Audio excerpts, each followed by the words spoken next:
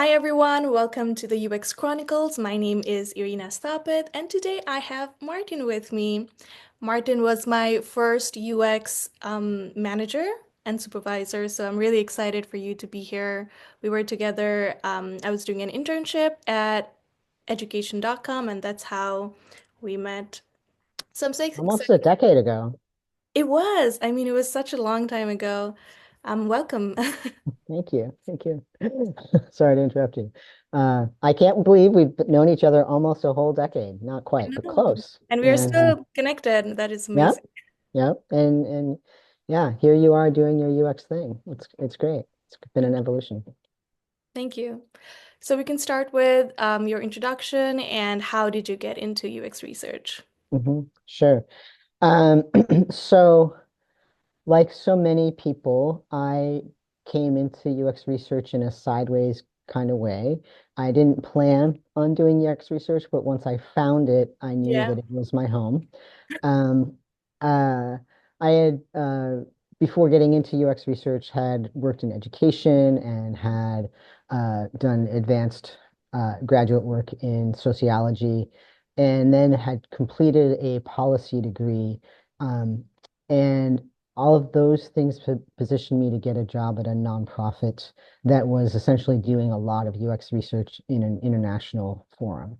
Hmm. And I was, teaching all kinds of people from farmers in Nepal to, people in downtown Kigali in Rwanda Hmm. to people at Intuit and, all sorts of places like Adobe, how to do design thinking and UX research in particular in all of those contexts. And on these projects, which were usually 2 weeks in an under-resourced community that could be the US or could be anywhere globally that needed more technology as part of their overall solution, there would always come a time when someone who was participating in the project, who I was helping to train, would say, well, Martin, you could do this UX research thing without the all the other Yeah. nonprofit stuff. And Yeah. I was like, yes, but I'm being paid to, go all sorts of places and do some really cool things. But then came the day when I woke up and said, I haven't really been home for about 6 months, and I would like to do that. Um, and so while I had been working in tech as a UX researcher and really doing lots of different aspects of the UX research job, it wasn't until after that role that I really formally entered the tech sector. Hmm. So Yeah. uh, go That ahead. Please. yeah, no, that is so interesting. I did not know that you went to all these places to do UX and design thinking and way before it was popular or it was like cool thing to do. There were still UX researchers even then, but back in the dawn of time. Yeah, it was super early, I would assume. Mhm. Um, and yeah, I think what you said about just getting into UX research, like not knowing that you're going into UX research, but then once you were there, it felt like home. Um, I think similar thing happened to me. Like I didn't plan to go into UX research, but once I found out there's this thing called UX research and I can make a living out of it, I was like, this is it. So I can Sign totally me up. do that. Uh-huh. Uh, So I know that you've worked at many different companies, many different organizations, big and small. So what are some of the key differences in how UX researcher or UX research is structured in startups, midsize, or any large mhm. companies? Sure. Um, there are some key differences and there are also some through lines. Hmm. One of the key differences for a startup environment is that there's almost never something officially called UX research.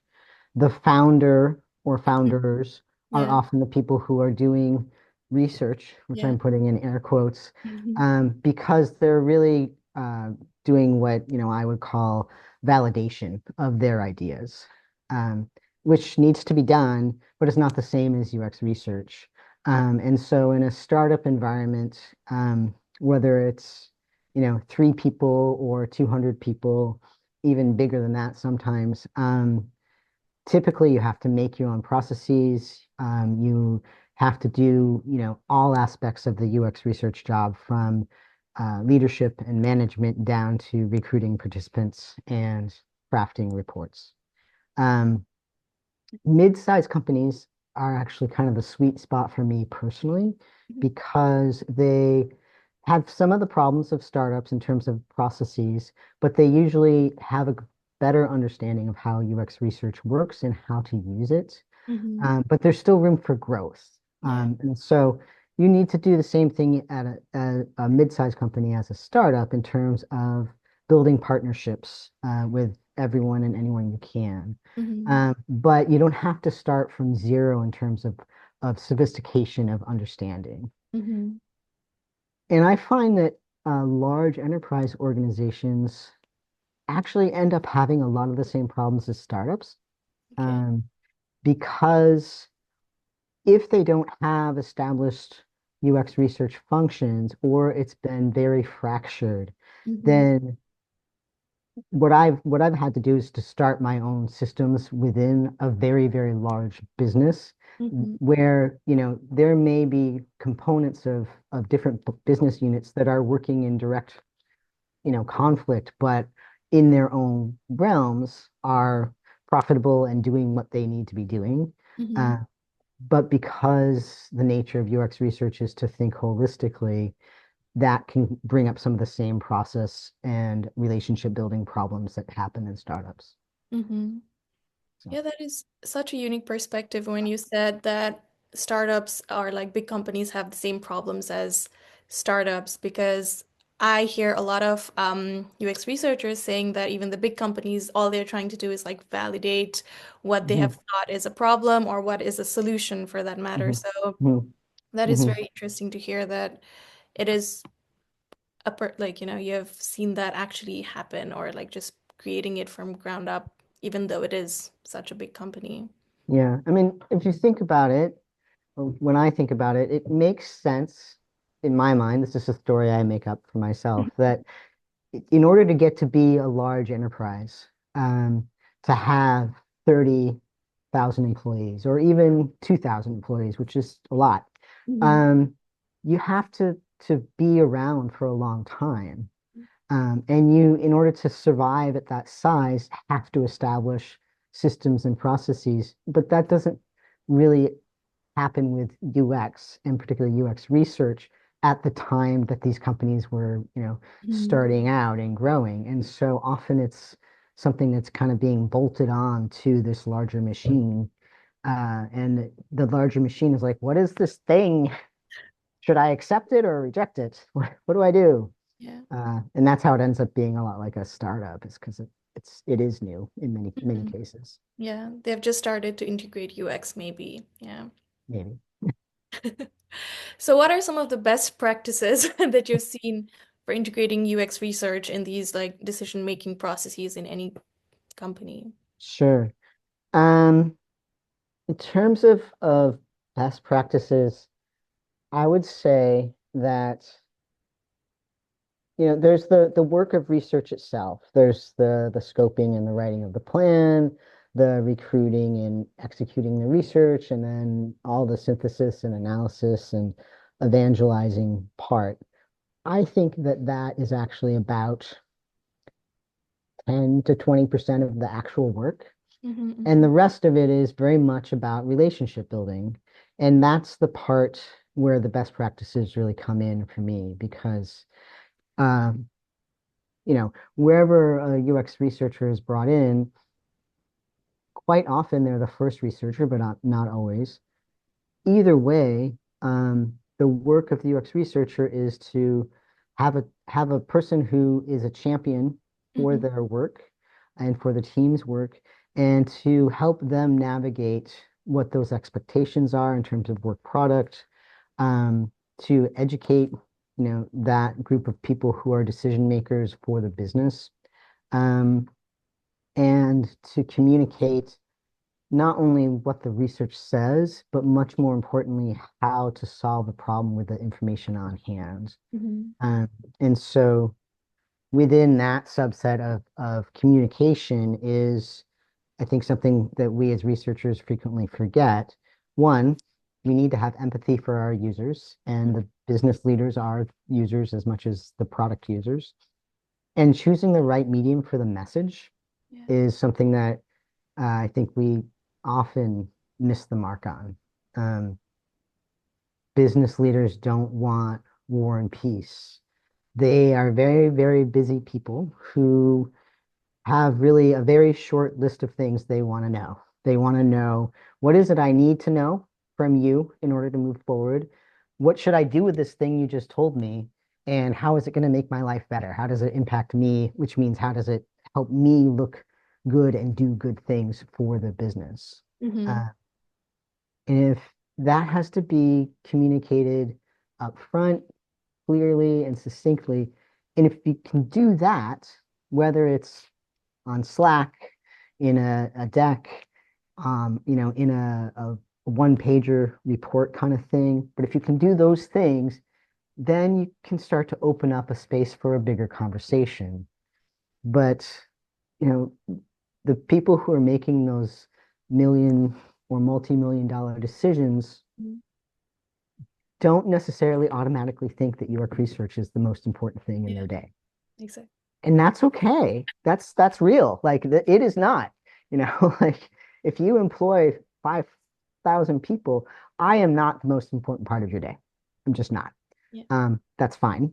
But then I need to choose carefully how to make sure that I'm heard Mm-hmm. and appropriately positioned within the organization to be heard and to continue to be heard.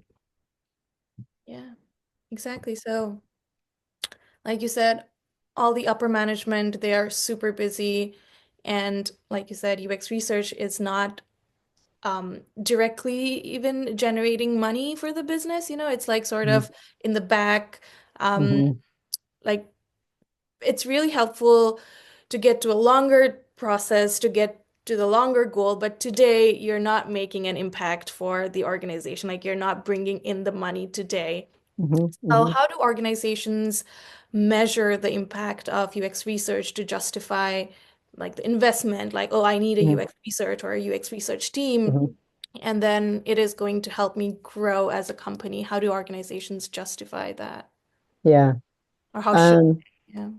I think that there are many organizations, and I've worked at several, but I think there's many more out there who do UX research because they think it's the right thing to do. I happen to Mhm. agree with them. I don't always think research is needed, though.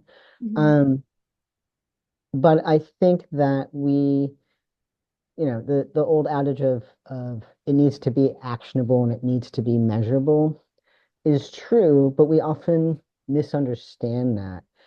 Um, from the very beginning of any conversation with, people who are your lateral partners and team collaborators, and vertically up and down that product process, Mhm. uh, from the very beginning of the scoping of a project, it needs to be clear how this project is going to inform larger business objectives. Mhm. And if a researcher can't point to that and say, Mhm. you know, director of product, you have this, top three priorities, and this research effort is going to connect to priority two. And no, you're not going to be able to change the world, in 6 weeks, but Mhm. this is going to add to your ability to change the world. Then you're not going to have an advocate on the ground. And you may not be able to measure things for that project in terms of actual, business metrics for, a short thing. You can't necessarily talk about churn or, adoption or anything like that necessarily, although sometimes you can. But tying what the metrics of that particular project are to something that then adds to achieving the business objective has to be part of the plan. Mhm. Uh, for me, when I write a research plan or I'm working with someone who's writing a research plan, Mhm. if that's not on paper, it doesn't exist. And if Yeah. it doesn't exist, the executive doesn't care, Yeah. nor does the team. And it becomes a moving target because there's no shared point of reference. And so uh, having, measurability at the top of your mind Hmm. in a way that is strategic, not just, oh, we have to have a number in our presentation, Yeah. is really important. Yeah. So how often does it happen? Like I know what you said is super important to have to know where does this tie to, this research tie to early or on so that you can Mhm. advocate for it or you can tell, okay, this is where it's going to make an impact. But Mhm. how often does that happen? Or are there just like random researches going on and that hoping to make sense at some point? I think it it can happen in all of those ways. Depending on who your internal partners are, depending on the sophistication of understanding of product development, Hmm. um, depending on the flexibility of mind that the partners you're working with bring to the effort, and how much a researcher is able to be truly collaborative as opposed to doing research that then they ask people to believe, Hmm. which works at some very sophisticated organizations, but generally doesn't work super well.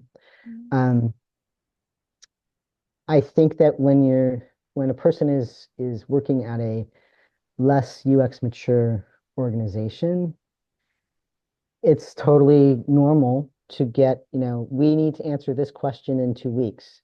Please Hmm. help. Okay. And that's to be expected to a certain degree, but that's the 20% part of the work I mentioned earlier. The Yeah. 80% that is really important in that context is building the relationship with someone to advocate for you for a much more strategic based line of research and thinking. Hmm. Otherwise, you just become a waiter. Please bring me this. Please go find that. Hmm. Um, and that's really a tragedy for, you know, anyone who has more than a year of UX research experience. Research is highly learnable. We don't really benefit from doing usability tests all day long. It doesn't benefit the company. It doesn't benefit the researcher. There are better ways to put that knowledge to work. Yeah, for sure. And with the job market and everything, I guess we have heard that UX researchers are the first one who gets laid off when Mhm. company is not doing as well, or they since they don't directly generate income, so they might be the first ones to be like laid off, Mhm. not get Mhm. hired in the first place. That is not super important to begin with. There are companies who don't have UX researchers at all. So what Mhm. do you think, why do you think this is happening, or what do you think why do organizations often overlook the value of UX research? Um, I mean, I think there's a couple of components to that phenomenon. One is that it's not a new phenomenon. That, research has always been in a tenuous position. Um, and also in parallel, particularly in the US market, the economy and the regulatory environment has changed in the last several years and is causing the realm of professional services to experience high unemployment rates compared to the rest of the economy. Hmm. Um, there's not enough of people in the tech sector or in professional services overall, which includes consulting. It includes, the people who work at Deloitte and Bain and all of those, Price Cooper. Um, so it includes that cohort of people where there are ongoing layoffs, and that's very real due to interest rates, due to the changes in regulations about the ability of a company to write off research costs. Um, and in parallel to those other two things, I think that UX research has come up in a world where everyone does research. And we often forget that product managers do research all the time. Marketing does research all the time.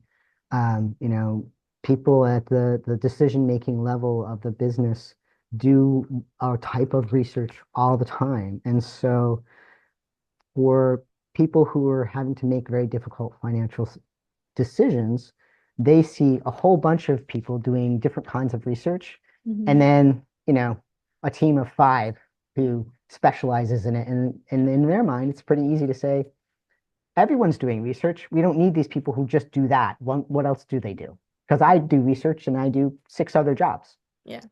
And so uh, it's, it's a fair question. If product managers, for example, are doing research, Hmm. are they doing research that duplicates what UX researchers do? Hmm. In some cases, yes, but certainly not in all cases. And it's of a different nature and quality sometimes. But I think those are some of the reasons that the current market is what it is. Hmm. And I think the larger structural forces have a much bigger element than just that executives don't want research. Hmm.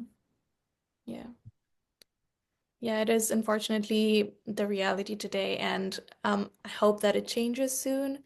And Mhm. yeah, so last question for you today is like with the rise of AI and automation, and like you said, like research, everyone does research in some capacity. Like, how do you see the role of a UX researcher in the next 5 to 10 years? How is it going to evolve, do you think? I think that the answer is in your question. It must evolve, um, and continue to do what only humans can do. Um, AI is an incredible aggregator of data, um, but it's only as good as the data you give it. And Hmm. there's a lot of garbage data that goes into AI, and it takes an incredibly long time to train the data that we do have. But what it can't do is think about people in their environments, in their contexts, in a way that uses empathy and uses larger context clues to understand human behavior, human needs, and how a product might fit into that in a positive way. So, uh, I think we should continue to do what we've always done and to not be afraid of AI any more than you know, people, when electronic calculators first came out, there was a big problem. Or the Like, right, or the internet, or God forbid, the book. That was a problem when it first happened. So it's a tool, it's a type of technology. We will adjust, and humans will continue to be able to do things that machines can't. And we just have to adapt to that. I do think if you're not willing to adapt to that, you will be left in the prior economy. Mhm. Uh, Definitely. So Yeah, that thank doesn't mean we all have to do coding, but it means we have to understand how AI works and how to use it and what impacts it has. hmm Sorry, Yeah. I interrupted you. Yeah, thank you so much, Martin, for answering all these questions in such an informative and based on your experience. I think I learned a lot from this, and I hope that the audience will also learn a lot from your answers. Thank you so much again for your time. And for those who are listening, watching, please like and subscribe to the channel, and we will get more of these conversations to you. It's a delight to talk to you, Irina, and a delight to see, all the things you've done since we originally met all those years ago. So please keep on being yourself. Appreciate Thank it. you.